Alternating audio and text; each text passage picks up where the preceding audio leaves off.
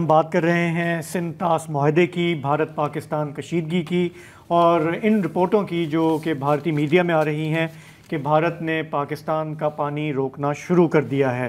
तो बात है दरियाए चनाब और दरियाए झेलम की, और उसमें कहा यह जा रहा है इंडियन मीडिया में कि बगलियार डैम जो कि चनाब पर है उसमें पानी जो है भारत ने रोकना शुरू कर दिया है, और फिर किशन गंगा डैम है झेलम पर जिसके बारे में प्लानिंग की जा रही है कि पाकिस्तान को पानी वहाँ से रोका जाए। तो अब जाहिर है कि हम जानते हैं कि वहाँ पे ऑडियंस को भी जमाए रखना है मोदी सरकार को, तो इस तरह की खबरें आ रही हैं। लेकिन हम ये जानते हैं कि अगर भारत पाकिस्तान का पानी रोकना भी चाहे तो उसे कई साल लगेंगे रिजर्वॉयर्स बनाने में, डैम्स बनाने में, पानी को डाइवर्ट करने में। लेकिन आज की सूरत हाल की हकीकत क्या है? हमने बात की साबिक इंडस वाटर कमीशन के जमात अली शाह साहब से, जो माजी में भारत के साथ डील करते रहे हैं इस मामले पे, और थोड़ा सा ये बस क्लैरिफिकेशन लेने के लिए कि मीडिया में जो कुछ चल रहा है इसमें कोई हकीकत है या नहीं। तो पहला सवाल उनसे यही था कि बताएं कि ये जो पानी रोकने की जो बात आ रही है अभी आजकल, उसमें कितनी हकीकत हो सकती है? इसमें इमीडिएटली तो या पाकिस्तान का पानी जो है वो ब्लॉक नहीं कर सकता ना रोक सकता है। लेकिन जो उसके पास लेट सपोज दो प्रोजेक्ट्स हैं, रिवर चनाब और बगलिया है, सलाल है, तो इसमें कुछ एक लिमिटेड स्टोरेज जिसको हम पांडेज कहते हैं, जो बिजली बनाने के मंसूबों में होती है, तो ट्रीटी को वायलेट करके उनकी डिप्लीशन और रीफिलिंग जो है वो पॉसिबल हो सकती है। लेकिन उसके लिए इंडिया को अपनी पावर प्रोडक्शन फोरगो करनी पड़ती है। तो लेट सपोज अगर वो अपनी पावर प्रोडक्शन को फोरगो कर दे तो फिर वो उसकी डिप्लीशन जो है वो कर सकता है, और रीफिलिंग के लिए इस मौसम में मेरा ख्याल है 1 से 1.5 दिन से ज़्यादा टाइम नहीं लगता। और जो वो उसने डिप्लीशन की है वो भी पानी हमारे पास आएगा, और जाहिर है कि जब थोड़ा सा पानी कम होगा तो हमें मराला पर इसकी फीलिंग आएगी। लेकिन ये 1 डेढ़ दिन में पानी जो है जितना अपस्ट्रीम है वो नीचे आना शुरू हो जाएगा। और उससे मेरा शायद इंडिया ने ये भी बेनिफिट लिया होगा कि जो सिल्ट प्रोजेक्ट्स में अगर आ जाए तो उसको वो फ्लश कर सकते हैं पावर हाउस बंद करके। तो ये भी मैकेनिज्म जो है इसकी पॉसिबिलिटीज हो सकती हैं। लेकिन ये जो इंफॉर्मेशन है ये इंटेलिजेंस बेस्ड पे जो है पाकिस्तान को मेरा ख्याल है ये लेनी चाहिए थी। लेकिन जो as a matter of fact India के पास अभी कैपेबिलिटी या कैपेसिटी नहीं है कि वो पाकिस्तान का पानी रोक सके या डाइवर्ट कर सके या इसको स्टोर कर सके। अच्छा, तो एक और सवाल ये है कि जब भारत ने ये ऐलान किया कि हम सिंध तास मुआहदे को सस्पेंड कर रहे हैं, तो उन्होंने जो अल्फाज इस्तेमाल किए वो था कि हेल्ड इन अबेंस। उन्होंने ये नहीं कहा कि हम टर्मिनेट कर रहे हैं, कैंसिल कर रहे हैं, पॉज कर रहे हैं। But what does it mean? क्योंकि ये लीगल ज़बान में इसके फिर इम्प्लिकेशंस होती हैं। तो जमात अली शाह साहब से अगला सवाल ये था कि उनकी अंडरस्टैंडिंग क्या है कि इस वक्त स्टेटस क्या है इंडस वाटर ट्रीटी का दोनों मुल्कों के दरमियान। मेरा ज़ाती ख्याल ये है कि treaty is still alive from Indian side as well. क्योंकि अगर इंडिया ने इसको स्क्रैप ही करना होता तो ख़त्म करना होता तो ये हमारे हाई कमिश्नर को दिल्ली में डी मार्च में ही दे देते। तो technical ministry government of India का लेटर हमारे टेक्निकल मिनिस्ट्री पाकिस्तान को लिखने का मकसद यही है कि ये ट्रीटी जो है अपनी जगह पर चल रही है, लेकिन इसको हम ब्रीच समझते हुए एंडेवर करना चाहिए है कोर्ट ऑफ आर्बिट्रेशन के लिए, यूएन सिक्योरिटी काउंसिल में भी। और लॉबिंग एक जो है मैं समझता हूँ कि एक अहम एलिमेंट है कि हम इस पे जो है वो लॉबिंग करें। क्योंकि ये जो स्टेटमेंट है ये प्राइम मिनिस्टर की थी और ये रिपीट हुई है, 2016 में भी थी, 2025 में भी दी है इनके प्राइम मिनिस्टर ने। इसको सीरियस लेना चाहिए है, और हमें इस पर तमाम पेशबंदी के साथ आगे चलने की मैं समझता हूँ ये ज़रूरत है। तो ये जो धमकियां हैं, ज़ाहिर है इसको हमें सीरियस लेना चाहिए। आपने भी बताया कि माजी से ये ख्वाहिश है सिर्फ मोदी सरकार की नहीं बल्कि इंडिया एज अ स्टेट की। तो अगर आगे या पीछे इंडिया को ये करना है तो हमें क्या करना होगा, हमारी प्लानिंग क्या होनी चाहिए? मैं आप पे एक चीज़ ऐड करना चाह रहा हूँ जो इजमाल साहब बोल रहे थे कि जो सलाल और बगलीहर प्रोजेक्ट्स हैं ना, सलाल 1987, बगलीहर प्रोजेक्ट 2008-2009, जो साबिक इंडियन सेंट्रल वाटर कमीशन के जो हेड रहे हैं खुशविंदर वोहरा साहब, उनका अभी एक बयान आया है कि सस्पेंशन या अबेयंस का मतलब ये है कि जो हमने हाइड्रो प्रोजेक्ट पावर प्रोजेक्ट्स या रेजर्वायर बनाने थे सलाल और बगलीहर के साथ, जो हमने नहीं भले बनाए, अभी काम शुरू हुआ है उसके ऊपर, अब हम उनको फुली परस्यू कर सकते हैं। ये उनकी इंटरप्रिटेशन है, ये उनका इरादा है। It's very clear. तो सलाल और बगलीहर में जो रेजर्वायर की जो कैपेसिटी है उसको बढ़ाया जा रहा है, जैसे अभी इन्होंने कहा था डीसिल्टिंग के बारे में। अब देखिए, हम जानते हैं कि वो आज नहीं बंद कर सकते, कल नहीं बंद कर सकते, इस साल या अगले साल नहीं बंद कर सकते, लेकिन प्लानिंग जो होती है वो इरादों पर होती है, कैपेसिटी पर होती है, इंटेंशंस पर कम। अब हमें पता है पाकिस्तान में कि अगर ये ना भी हो तो we are a water scarce country. हमें ये भी पता है कि पानी का मतलब है एग्रीकल्चरल इकोनॉमी, और एग्रीकल्चरल इकोनॉमी क्या कहते हैं, बचपन से सुनते आ रहे हैं, हमारी मईशत की रीढ़ की हड्डी है। 80% पानी तो वही पी जाता है, 80% पानी वहां जाता है, राइट। अच्छा, एग्रीकल्चर मीन्स फूड सिक्योरिटी, और आज के दौर में या शायद किसी भी दौर में food security is national security, right. और स्पेशली अगर आप देखें जिस रफ्तार से आपकी आबादी बढ़ रही है और जितने हमने ग्लोबल सप्लाई शॉक्स देखे हैं, कोविड ले लो, जंगे ले लो, यूक्रेन की जंग, तो you have to be reliant. अब पहले ही हमारे नीचे एक आग लग जानी चाहिए थी कि यार इसको वॉर फुटिंग पे करना है, लेकिन अब तो वाकई वॉर आपके सर पर है, तो अब तो आपके पास कोई बहाना नहीं है। सवाल है क्या किया जाए और कैसे किया जाए। और अभी एक वक्फा लेते हैं तो फिर इसी मौजू पर बात हो।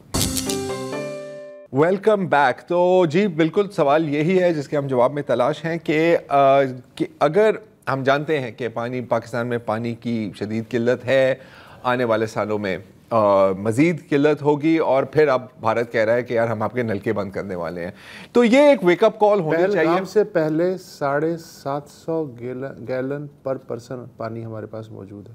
पहलगाम से पहले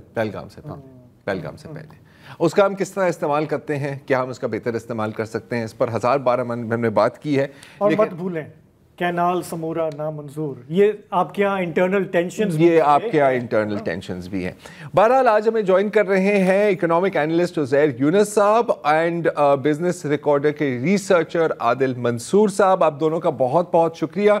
अच्छा, अब उज़ैर से मेरी कुछ देर पहले बात हो रही थी, ओवर द वीकेंड हमारी कई बार बात हुई है, और उज़ैर साहब का कहना है कि जैसे कि माजी में एक सब्ज़ इनकलाब आया था जिसमें फ़ी एकड़ पैदावार बढ़ी थी, फूड सिक्योरिटी के काफ़ी इश्यूज़ अगर हल नहीं हुए थे तो कम से कम एड्रेस तो हुए थे, ऐसी तर्ज पर हमें एक नए सब्ज़ इनकलाब की ज़रूरत है, क्योंकि पुराना इनकलाब अब पुराना हो गया, it has run out of steam. और आदिल मंसूर साहब हमें बताएंगे कि ये जो big picture blue sky thinking है हमारी, ये ऑन द ग्राउंड किस हद तक इम्प्लीमेंट हो सकती है। तो उज़ैर साहब, मैं आपसे आगाज़ करना चाह रहा हूँ, ये जो नए सब्ज़ इनकलाब की आप बात कर रहे हैं, पाकिस्तान स्पेसिफिक बात कर रहे हैं हम, जाहिर है इसके जो ब्रॉड कॉन्टूर्स हैं आपकी नज़र में, जो मेन पॉइंट्स हैं, वो क्या होंगे? ज़रा इस नए इनकलाब के जो ब्रॉड कॉन्टूर्स हैं वो फंडामेंटली ये है कि आपने हार्डवेयर से और हार्डवेयर मोड की थिंकिंग से अब सॉफ्टवेयर मोड की थिंकिंग की तरफ जाना होगा, जिसमें बिलखुसूस आर्टिफिशियल इंटेलिजेंस का इस्तेमाल, GPS सेंसर्स का इस्तेमाल, उससे एसोसिएटेड सॉफ्टवेयर, और उसके साथ साथ मॉडर्न टेक्निक्स इरिगेशंस की, सीड डेवलपमेंट की और फर्टिलाइज़र यूज़ की आपने इस्तेमाल करना होगी।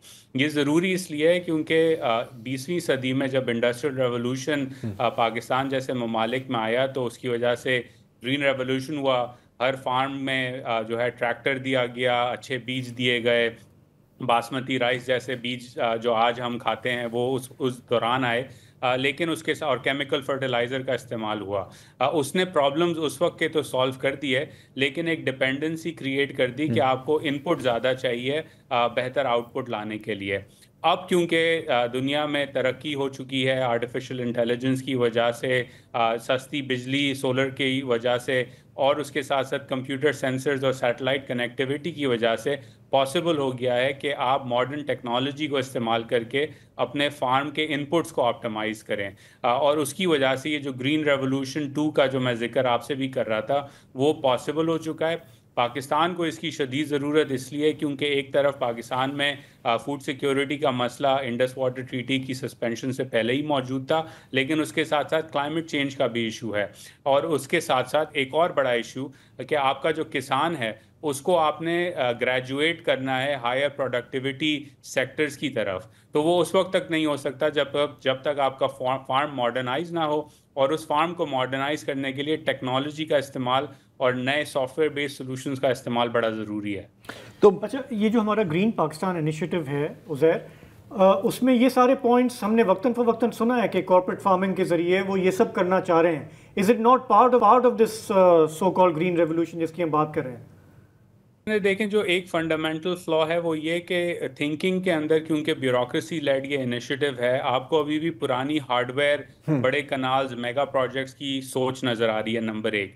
नंबर दो, इसके अंदर छोटे किसान की बात नहीं की जा रही, सिर्फ कॉर्पोरेट फार्मिंग या बड़ी ज़राई ज़मीन के ऊपर काम करने की बात की जा रही है। हालांकि पाकिस्तान के जो पहला सक्सेस था ग्रीन रेवोल्यूशन का, उसमें भी छोटे किसान ने सबसे ज़्यादा किरदार अदा किया, और अगर आप छोटे किसान को मॉडर्नाइज नहीं करेंगे, उसकी जो सॉल्यूशंस हैं, उसकी ज़रूरियात हैं, उनके ऊपर सॉल्यूशंस नहीं लाएंगे, तो आप प्रोग्रेस नहीं कर सकते, नंबर एक। नंबर दो, इस पूरे इनिशिएटिव के अंदर रिसर्च और डेवलपमेंट और आपकी जो रीढ़ की हड्डी है, आपकी जो यूनिवर्सिटीज़ हैं जहां एग्रीकल्चर रिसर्च होती है, उस पर बात नहीं की जा रही, और उसके साथ साथ आपकी जो इश्यूज़ हैं इस वक्त फार्म के अंदर, बिलखुसूस फॉर एग्ज़ाम्पल अगर हम देखें ट्यूबवेल्स का जो इस्तेमाल हो रहा है, अब पहले आप बिजली सब्सिडी किसान को देते थे ताकि वो ट्यूबवेल का इस्तेमाल करे, अब आप सोलर लगा के उसको कह रहे हैं कि अब और सस्ती बिजली से आप पानी निकालें, ये इनएफिशिएंट यूज़ है। तो इस पूरे इनिशिएटिव में मैं समझता हूँ कि छोटे किसान को साथ नहीं रखा गया, और जो 21वीं सदी की जो इनोवेशंस हैं जो छोटे किसान को रेवोल्यूशनाइज कर सकती हैं, उन पे फोकस नहीं दिया जा रहा है इस वक्त पाकिस्तान के अंदर। अच्छा, अब ये मैं थोड़ा सा क्लियर करना चाह रहा हूँ, जब आप बात करते हैं ना सॉफ्टवेयर सेंसर्स की, तो correct me if I am wrong Uzair, basically आप कह रहे हैं कि जैसे सैटेलाइट मैपिंग और सॉइल की जो टेस्टिंग होती है उससे आप बना देख सकते हैं कि यार यहाँ पर ज़मीन में pH ज़्यादा है, यहाँ पर इस तरह की फसल जाएगी, यहाँ पर कम है तो यहाँ पर इस तरह की फसल जाएगी। सेंसर से फिर आपको पता होगा कि यार एग्जैक्टली कितना पानी कौन सी फसल ले रहा है। हम तो फ्लड इरिगेशन करते हैं ना, and so on and so forth. More और लेस मैं दुरुस्त समझ रहा हूँ? बिल्कुल आप दुरुस्त समझ रहे हैं, बल्कि मेरा अपना छोटा सा एक बैकयार्ड है जहाँ मैं पौधे उगाता हूँ, तो वहाँ एग्जैक्टली इसी तरह होता है कि मेरा जो वाटर सिस्टम है, मतलब 200 स्क्वायर फुट का वो प्लॉट है, उसके अंदर वाटर सिस्टम सैटेलाइट से कनेक्टेड होता है, मौसम के चेंज के हिसाब से वो खुद पानी देता है। उस पर जो है आप हर थोड़े दिन बाद सॉइल का टेस्ट कर सकते हैं, उसका वाटर लेवल टेस्ट कर सकते हैं, वो एडजस्ट होता है। आप कई किसानों पे बिलखुसूस यूएई के अंदर और चीन के अंदर अब टेस्टिंग हो रही है कि आप ड्रोन्स के थ्रू हीट मैपिंग कर सकते हैं अपने किसान की ज़मीन की। पेस्ट अगर उसको खा रहा है तो बड़ा स्पेसिफिक आप स्प्रे कर सकते हैं सिर्फ उन जगहों पे जहाँ पे पेस्ट जो है वो नज़र आ रहा है आपको ड्रोन की फुटेज से। तो ये सारी चीज़ें हैं जो कि हो सकती हैं। और ज़रार इसके अंदर एक जो सवाल हमेशा लोगों के जहन में आता है कि ये बड़ी महंगी चीज़ें हैं। असल बात यह है कि इस वक्त ये महंगी चीज़ें नहीं हैं। जिस हिसाब से इनोवेशन दुनिया में हो रही है और जिस तेज़ी से कैमरा, सेंसर्स, जीपीएस सिस्टम्स, इन सब की कीमतों में कमी आ रही है, ये अचीवेबल है। बल्कि मैं आपको कहूँगा कि जो लोग शौक़ रखते हैं वो खुद अली बाबा पे या किसी भी और ई कॉमर्स वेबसाइट पे चले जाएं, ये सिस्टम्स आपको $200-300 में एक छोटे लॉट ऑफ लैंड के लिए मिल जाएंगे एक्सपेरिमेंटेशन करने के लिए इस वक्त। सही है, सही है। अच्छा आदिल, अब थोड़ा सा हम ग्राउंड की तरफ आते हैं। अगेन कि ये तो होना चाहिए, ये होना चाहिए। इस वक्त हो क्या रहा है? पहले जो बात कर रहे थे कि इस वक्त हो क्या रहा है, तो इस वक्त मैं आपकी ही कुछ पढ़ा था कि तकरीबन जो मेजर हमारे जो कैश क्रॉप्स हैं उसमें हम 70 से 80 मिलियन एकड़ फीट पानी इस्तेमाल कर रहे हैं। और आपने शायद ये लिखा था कि इसको हम आधा कर सकते हैं सिर्फ एफिशिएंट इरिगेशन एप्लीकेशन से। अगर हम कर सकते हैं तो अभी तक क्यों नहीं किया? शायद ये कोई अहमकाना सवाल है, लेकिन फिर भी आपसे जवाब चाहूंगा मैं। अच्छा, so if I take from what Uzair has said so far, बहुत सिंपल सी बात है, अगर किसान गरीब है और उसके पास पैसे नहीं है टेक्नोलॉजी अप्लाई करने के और टेक्नोलॉजी लेकर आने के, तो यानी कि वो चीज़ ज़्यादा मकदार में लगाएगा जो उसके पास फ्री है या वाफिर मकदार में है। वो फ्लड इरीगेशन का मतलब था हिस्टोरिकली कि उसके पास पानी एक्सेस में है या पानी की जो मकदार है उस पर कोई प्राइसिंग नहीं है। अब आगे जाके क्या होने वाला है, इंडिया हमसे होपफुली वो काम करा सकता है जो क्लाइमेट चेंज, इन्वायरमेंटलिस्ट्स की हाँ। दुआएं, उनकी ख्वाहिशात, वो कोई भी ना जो करा सका, वो शायद इंडिया और इंडिया का जो बूगी है वो हमसे करा ले। वो ये है कि हम एफिशिएंसी की तरफ चले जाएं। हम एफिशिएंसी की तरफ कैसे जा सकते हैं? उसका सिर्फ एक और एक हल है, वाटर प्राइसिंग। हमको पैसे देने की आदत नहीं है। पहले हमको बिजली के कुंडों की आदत थी, उससे पहले हमको उसके बाद हमें गैस मुफ्त सुई गैस मुफ्त खाने की आदत थी, और साथ में हमको पानी के पैसे देने की आदत नहीं है। आप और हमारे घरों में भी शायद, अगर जिसके यहाँ कराची के वाटर बोर्ड से पानी आता है, पानी का बिल शायद 1000, 2000, 5000 रुपये से ज़्यादा ना आता हो, which is basically nothing. Pakistan को वाटर प्राइसिंग की ज़रूरत है, और सबसे ज़्यादा ज़रूरत वाटर प्राइसिंग की एग्रीकल्चर में है, क्योंकि फार्मिंग बाय मोस्ट एस्टिमेट्स 90% से ज़्यादा पाकिस्तान का अवेलेबल सरफेस वाटर या स्वीट वाटर कंज्यूम करता है, बोथ वो जो कि ज़मीन से ऊपर है और वो जो ज़मीन से नीचे ग्राउंड वाटर में है। उज़ैर ने सोलराइजेशन की बात की, बहुत अच्छी चीज़ है सोलराइजेशन, कॉस्ट ऑफ प्रोडक्शन कम कर रही है फार्मर की, लेकिन रिसर्च ये भी कहती है साथ में कि सोलर ने ट्यूबवेल्स इतने सस्ते कर दिए हैं कि वो जो पहले डीजल ख़रीदता था, और डीजल की price was a limiting factor on the amount of water जो वो ट्यूबवेल से निकालेगा, सोलर की वजह से अब बेसिकली ग्राउंड वाटर वर्चुअली और भी फ्री हो गया। तो जहाँ जहाँ ग्राउंड वाटर अवेलेबल है वहाँ उसकी वहाँ ग्राउंड वाटर इस रफ्तार से निकाला जा रहा है कि आपकी जो वाटर टेबल्स हैं वो 1000 और 1200 और 1500 फीट नीचे जा चुकी हैं। तो हल ये है वाटर प्राइसिंग मोस्ट इम्पॉर्टेंटली। अभी आपने देखा होगा जब पंजाब में सीएम पैकेज आया, जिसकी हमने पिछले 2 हफ्तों में बात की थी, तो सबसे पहले किस चीज़ पे आके टांग टूटी? वाटर प्राइसिंग पे। उन्होंने कहा आबियाना जो है वो अगले 6 महीने के लिए मुफ्त कर दो। तो द मोमेंट हम अबंडेंस के पैराडाइम से निकलेंगे कि ये पानी है और ये पानी मुफ्त है और पहाड़ों से आता है और हमारा गॉड गिवन राइट है, टू अ पैराडाइम जहां हम ये एक्सेप्ट करेंगे एज अ नेशन के ये एक लिमिटेड रिसोर्स है just like any other resource, और उसकी हम एक प्राइस देना शुरू करेंगे, देन एवरीथिंग विल शिफ्ट।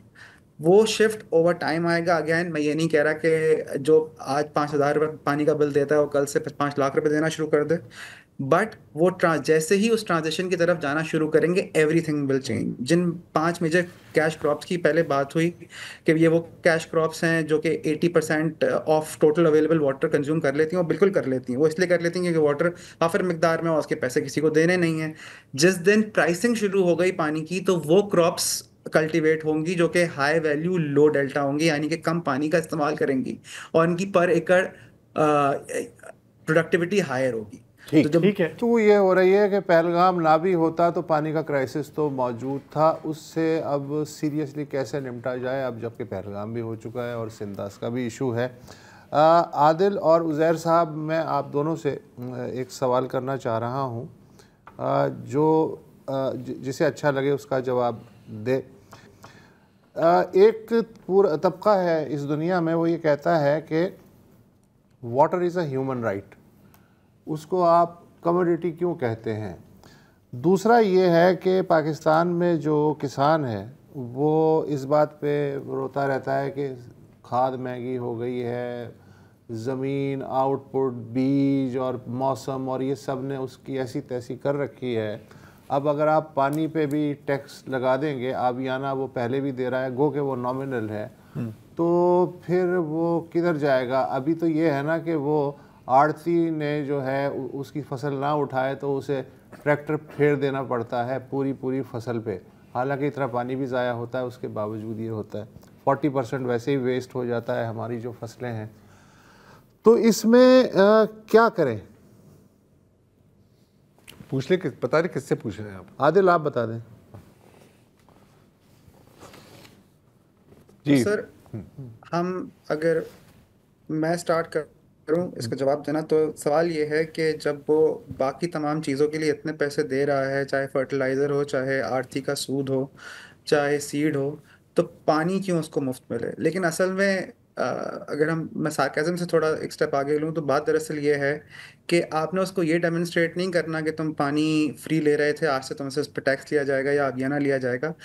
हमने उसको ये डेमोन्स्ट्रेट करना है कि तुम जितना पानी इस्तेमाल करते थे और उससे जो तुम वैल्यू कमाते थे, तुम थोड़ा पानी इस्तेमाल करके भी इससे ज़्यादा वैल्यू कमा सकते हो। ये पॉसिबल है, दुनिया में ऐसा हो रहा है।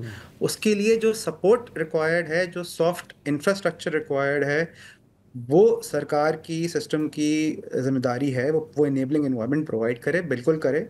बट देखिए, हमें थोड़ा सा ना कॉन्टेक्स्ट की ज़रूरत है। हम वाहिद उन मुल्कों में से हैं जहाँ स्पेशली पंजाब और सिंध की जो इंडस बेसिन की जो बेल्ट है, जो साल की 3 क्रॉप और कहीं कहीं 4 क्रॉप भी ले लेती है एक ही ज़मीन से एक साल के अंदर। हमारे ही पड़ोसी मुल्क भारत में, जो कि हमारा पानी कम बंद करने की कोशिश कर रहा है, वहाँ पे यही कपास लगती है जो यहाँ लगती है, लेकिन वो कपास रेन फेड एरियाज में लगती है, यानी कि जहाँ पे सिर्फ बारिश का पानी होता है, ग्राउंड वाटर थोड़ा होता है या ना होने के बराबर होता है, और सरफेस वाटर यानी कि कैनाल वाटर जो कि दरिया का पानी होता है वो होता ही नहीं। यूएस में, जहाँ से उज़ैर हैं, Uzair can better educate on this, most major crops जहाँ पे US is one of the most productive, highest productivity country in the world, most major crops चाहे वो कॉर्न हो, सोयाबीन हो, वो साल में या तो एक बार लगती हैं ज़मीन पे, यानी कि कोई मल्टीपल क्रॉप साइकिल नहीं होता। उसमें ज़ाहिर है वेदर का भी एक एलिमेंट है कि यूएस में इतनी ठंड पड़ती है इन सम मंथ्स के वहाँ पे दूसरी क्रॉप लगाई नहीं जा सकती। लेकिन वो क्रॉप जो लगाई जाती है साल में एक बार, वो भी रेन फेड, काफ़ी एरियाज ऐसे हैं जहाँ पे सिर्फ रेन फेड में लगाई जाती है। लेकिन सिर्फ कुदरती रेन फेड पानी होने के बावजूद भी फार्मर अपनी बेस्ट प्रोडक्टिविटी मेथड्स अप्लाई करने की वजह से, यानी कि मॉडर्न टेक्नोलॉजी इस्तेमाल करने से, अच्छी एडवाइजरी इस्तेमाल करने से, अच्छा सीड इस्तेमाल करने से, efficient use of fertilisers and chemical इस्तेमाल करने से इतना बेहतर कमा लेता है कि उसको दूसरी, तीसरी, चौथी क्रॉप लगाने की ज़रूरत नहीं है। हम यहाँ पे सेंट्रल पंजाब में ऐसी बेल्ट्स हैं जहाँ पे एक ही साल में किसान गंदम भी लगा रहा है उसी ज़मीन पे, फिर चावल, कोई कुछ किसान ऐसे हैं जो चावल की 2 फसलें ले रहे हैं, यानी कि शॉर्ट ड्यूरेशन की, और साथ में आलू भी लगा रहे हैं। तो ये आप ये देखिए हम ज़मीन के साथ क्या कर रहे हैं। हाँ, तो ये जो हमारे साथ जो हुआ है, मेरी दुआ शायद ये है कि शायद ये अच्छा हो रहा है, this is a blessing in disguise, because शायद हम वो अपने लेगेसी तरीके दुरुस्त कर लें जो कि हमसे कोई और नहीं करा सका और कोई और करा भी नहीं सकता था। ठीक है आदिल, दुश्मन शायद करा ले। आई थिंक आपका बिल्कुल ये पॉइंट सही है कि पानी की वेस्ट मैनेजमेंट चाहे वो सरकार की सतह पर हो या फार्म की सतह पर हो। उज़ैर, आप पहले बात कर रहे थे कि हमें जो है मॉडर्नाइजेशन की तरफ जाना है, सस्टेनेबिलिटी की तरफ जाना है, उसमें टेक्नोलॉजी का बड़ा अहम रोल है। और आपने कहा कि वो टेक्नोलॉजी इतनी महंगी भी नहीं है, राइट, $200-300 पे भी जो है एक छोटा काश्तकार अपना एक्सपेरिमेंट कर सकता है। लेकिन इसमें एक चीज़ जो शायद आड़े आ सकती है वो ये कि हमारे यहाँ लिटरेसी या अवेयरनेस जो है, या उसमें आपको नज़र आता है कि गवर्नमेंट ने या किसी लेवल पे कोई काम हो रहा है कि उसी फार्मर को आप ये बताएं कि जी आपका इसमें ज़्यादा फ़ायदा है अगर आप इस तरह से चीज़ों को लेके चलें, टेक्निकली एजुकेट करें। अपॉर्चुनिटी रही है पिछले कई सालों से। और ये अबंडेंस की जो कॉन्वर्जेशन आदिल कर रहे थे और वसत साहब ने जो सवाल किया, उसका मैं आपको दूसरे सेक्टर से एग्जांपल दे देता हूँ। 60s और 70s में जापान का ऑटोमोटिव सेक्टर उभर के सामने आता है, और 70s के ऑयल शॉक के बाद उसने दुनिया में टोयोटा, होंडा, आज जो हम कहते हैं होंडा 70 सीसी में थे, होंडा इलेसा, वो ज़माने की इनोवेशन थी। वो क्यों इनोवेशन जापान ने की? जापान ने इसलिए की क्योंकि वो एक आइलैंड मुल्क था जिसके पास इतने पैसे नहीं थे और तेल के ज़खायर नहीं थे, तो उन्होंने इनोवेशन की और एफिशिएंसी की तरफ बढ़े। तो आज जो है पूरी दुनिया में आज तक जापानी गाड़ी और जापानी इंजन और जापानी मोटरसाइकिल जो है वो मानी जाती है फॉर इट्स एफिशिएंसी।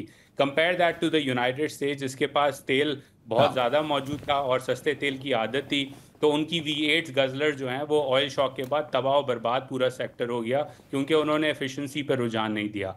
एग्रीकल्चर में भी यही पाकिस्तान को करना होगा कि आपने एफिशिएंसी की तरफ जाना है, और उस एफिशिएंसी के अंदर आपने प्रोडक्टिविटी बढ़ानी है अपनी, और इनोवेशन को जो है वो अपने किसान, छोटे किसान तक पहुंचाना है। जहां तक ट्रेनिंग और लिटरेसी की बात है, अगेन आर्टिफिशियल इंटेलिजेंस की जो वेव अब दुनिया में आ रही है उसकी वजह से आपको इतनी ज़्यादा हुकूमत की इन्वेस्टमेंट की भी ज़रूरत नहीं है। मिसाल के तौर पे 10-15 साल पहले हम कह सकते थे कि अगर मॉडर्न साइंस या मॉडर्न एग्रीकल्चर की आपने एजुकेशन लेनी है तो आपने किसी बड़ी यूनिवर्सिटी पे जाना होगा। आज वही कोर्सेज रियल टाइम में ट्रांसलेट होके आपको पश्तो में भी मिल सकते हैं, बलोची में भी मिल सकते हैं और सराइकी में भी।